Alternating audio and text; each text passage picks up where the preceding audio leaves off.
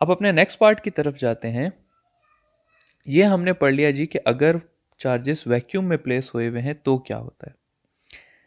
अब हम ज़रा सा चेंज करते हैं और अब हम देख लेते हैं अफेक्ट ऑफ मीडियम। अगर हम दो चार्जेस के बीच में मीडियम ले आए तो फिर क्या होगा। देखिए स्टूडेंट्स, मैं आपको फिर से एक सिनेरियो कंसिडर करवाता हूं कि ये एक पॉजिटिव चार्ज है और इसके साथ यहाँ पर एक नेगेटिव चार्ज है। ये दोनों एक दूसरे को अट्रैक्ट कर रहे हैं और इनके बीच में कोई चीज़ नहीं पड़ी हुई, यानी कि इनके बीच में वैक्यूम है।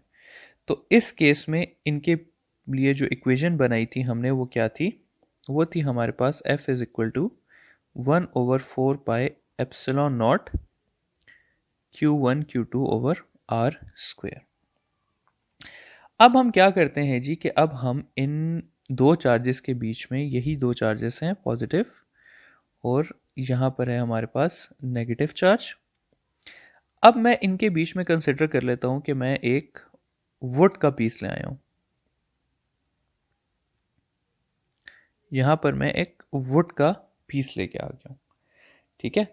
तो अब क्या होगा, अब ये इक्वेशन मेरे पास थोड़ी सी अपनी शक्ल चेंज कर लेगी और अब क्योंकि वुड आ गया है तो मैं परमिटिविटी ऑफ फ्री स्पेस नहीं ले सकता, मुझे परमिटिविटी ऑफ वुड लेनी पड़ेगी, ठीक है। तो Q1 Q2 over R square मेरे पास एज सच उसी तरह रहेगा।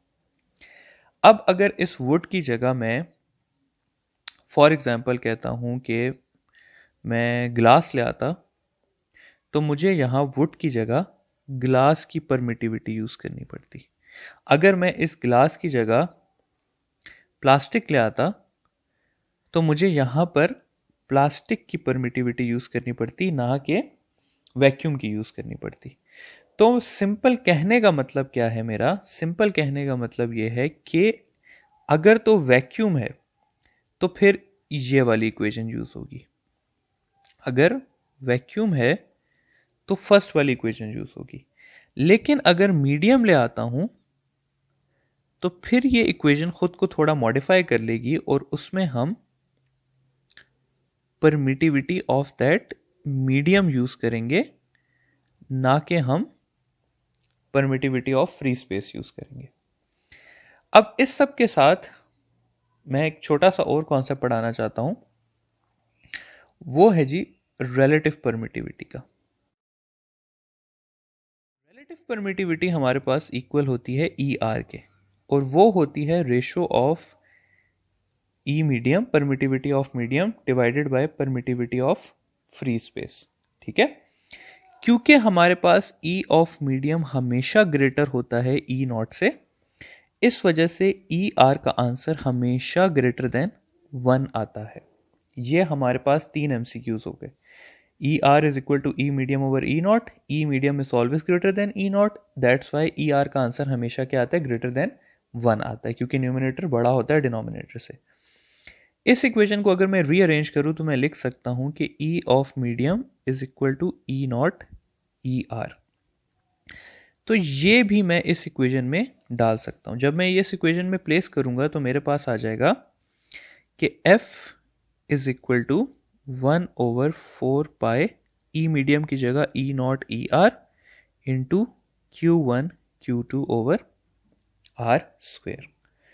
तो ये होता है कि जब हमारे पास मीडियम आता है तो ये फोर्स अपने आप को कैसे मॉडिफाई कर लेती है। आई होप कि ये समझ आ गया होगा। अब इस सब को थोड़ा सा समराइज करते हैं, इसको सिस्टमैटिक फॉर्म में लाते हैं। तो अगर मैं इसको समराइज करूं तो मैं ऐसे लिख सकता हूं कि जो वैक्यूम है, अगर दोनों चार्जेस के बीच में वैक्यूम है या दोनों चार्जेस के बीच में फ्री स्पेस है, तो हमारे पास इक्वेशन आ जाती है F is equal to 1/4 pi epsilon not Q1 Q2 over R square. अगर उनके बीच में वैक्यूम नहीं है और कोई मीडियम है तो उस केस में हमारे पास दो किस्म की इक्वेशंस बनाई जा सकती हैं। सबसे पहली इक्वेशन हमारे पास F is equal to 1/4 pi E of medium Q1 Q2 over R square use हो सकता है, और सेकेंडली हमारे पास F is equal to 1/4 pi E not relative permittivity Q1 Q2 over R square use हो सकता है। ठीक है, तो ये हो गया हमारे पास 3 equations for force between the two charges. अब हमने ये देखना है कि रिलेशन क्या है। अब हम एक नई थोड़ी सी मीडियम से रिलेटेड चीज पढ़ते हैं कि रिलेशन क्या है between free space and medium. तो उसके लिए हम क्या करते हैं कि मैं इस तरह से ले लेता हूं, कंसिडर कर लेते हैं कि फ्री स्पेस की जो फोर्स थी वो थी एफ नॉट और वो इक्वल है 1/4 pi epsilon not into Q1 Q2 R square के। और इसके मुकाबले में जो मीडियम की फोर्स है वो मैं कह देता हूं है 1/4 pi epsilon not into Q1 Q2 over R square. तो ये आ गई हमारे पास दो इक्वेशंस। इनका रिलेशन निकालने के लिए मैं क्या करता हूं कि इनको डिवाइड कर देता हूं। इनको जब मैंने डिवाइड किया तो 1/4 पाई से कैंसिल हो गया। सॉरी, ये ई नॉट ई आर था। 1/4 पाई एप्सिलॉन नॉट 1/4 पाई से कैंसिल हो गया। एप्सिलॉन नॉट से कैंसिल हो गया। Q1 Q2 Q2 से कैंसिल हो गया और आर स्क्वेयर से कैंसिल हो गया। और एट द एंड हमारे पास क्या बचा? हमारे पास ये बचा कि F not over F medium is equal to epsilon not R. End में हमारे पास ये चीज बची कि ratio of force in a vacuum divided by ratio of force in a medium is equal to what? Relative permittivity.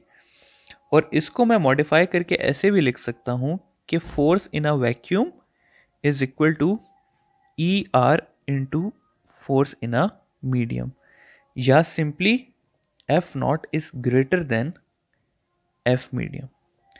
तो इस सब के बाद हमने क्या नतीजा निकाला कि force in a vacuum is greater then force in a medium. यानी कि अगर मैं दो चार्जेस के बीच में मीडियम लाता हूं तो उनके बीच की फोर्स क्या हो जाती है? कम हो जाती है। ठीक है, तो आई होप कि ये चीज आप लोगों को समझ आ गई होगी। अच्छा, इसमें से एक और चीज आप लोगों को एमसीक्यू निकाल के दूं तो ई आर की वैल्यू हमेशा क्या होती है? ग्रेटर देन 1 होती है।